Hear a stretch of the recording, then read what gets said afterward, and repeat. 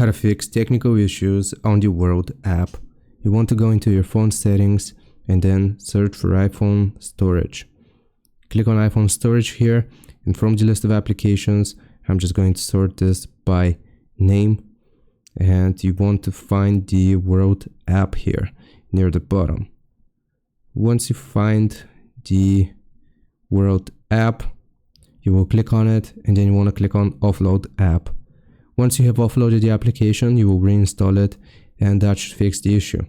If it still doesn't work, the second thing that I suggest doing is switching over to, if you're using mobile data, you want to switch over to Wi-Fi, and if you're using Wi-Fi, you want to switch over to mobile data.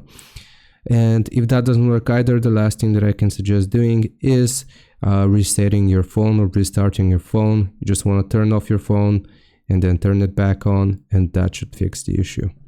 Hope this helps. Leave a like and subscribe, and I'll see you next time.